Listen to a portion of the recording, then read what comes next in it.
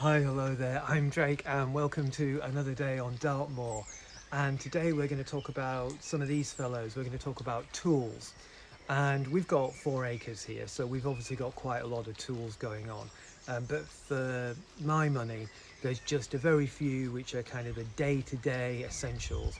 And I've used them all my life in one shape or form or another, from small gardens to terrace gardens, even roof gardens, if you can believe it. Yes, I've used spades on roof gardens. Um, so they are pretty useful, essential, and what I've got here are pretty much mid-range in terms of their cost. And I think they're, you know, whether or not you want to buy one that's cheaper and you think it's not going to last as long, I don't know. Just try them out. There's a lot of different tools out there to find and look at. You might even want to just speak to friends and family and find out what really works for them. So let's get down to essentials. And before we get into the tools, I'm going to talk about these things, not my fingers and hands, but gloves.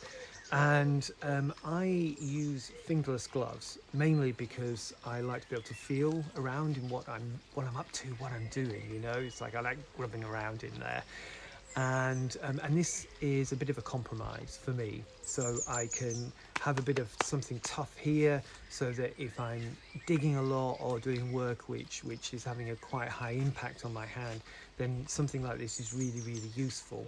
And if you do get fingerless gloves, it's really great to get these ones with the little hooks here for your fingers. I don't know if you can see what I'm doing here, but it allows you to pull off the glove really, really easy, which actually is an issue if you don't have fingers to actually pull the gloves off with. I also have some pretty tough old gloves here, and these are great. I use these actually when I'm dealing with barbed wire, which we have a lot of to deal with on our land. I'm mainly removing old barbed wire rather than putting it up, because not really a big fan of barbed wire, and I don't find our elderly sheep try to leap fences, so I don't really need the barbed wire.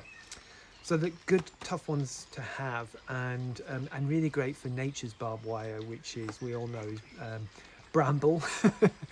But it's also good for things which might spike you, like holly and things like that. So they are handy to have. So that's 2 pairs of gloves, and then we get on to the keeping with the hands, the hand tools. And I've just bought these. These are brand new. I tend to lose these a lot, and so I keep it to a minimum of just having a pair, because it forces me to be responsible about them. And so here we have a garden fork, and here we have a garden trowel, and it's a nice deep one as well. So perfect for weeding, digging, planting. This is an essential. You might see hand tools like these. Like, this is a hoe for your hand. So this is for kind of getting in there and digging out. Do I use it? No. The same with these things. Do I use them? No, not really. For my money, I may as well just use that. So yeah, keep within your budgets, but also just on a practical level, keep with these. So those are the hand tools, but other hand tools are essentials, secateurs. So these fellows I've had for years. They're good, solid metal all the way through, not like the plastic ones which can sometimes break. These have done me well, and I recommend you get something similar to these.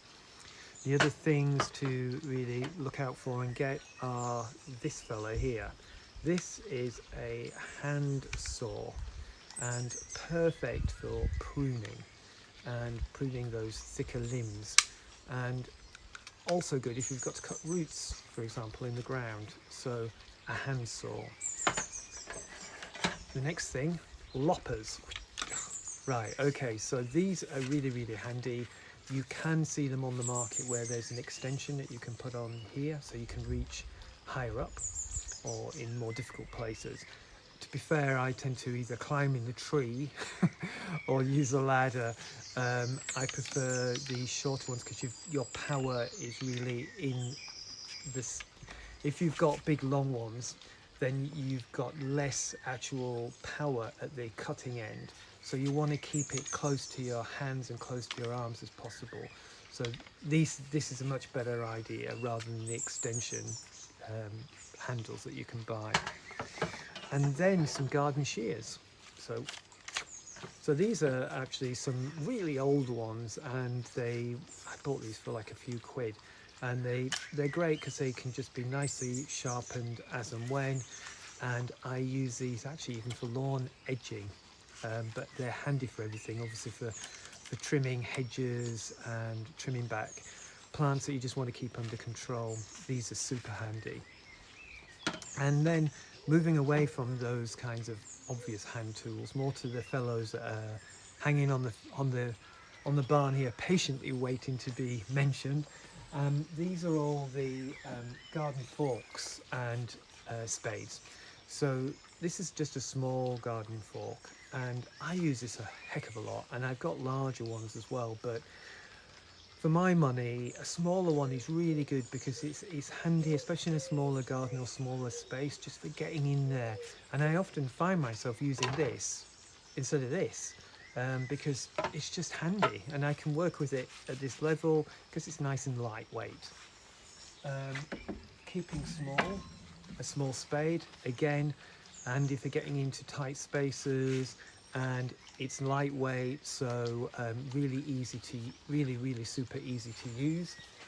I would say get a large one as well, a large spade, just because you know, if you're moving large amounts of material like soil, for example, or turning over compost, then it's good to have a large shovel to work with.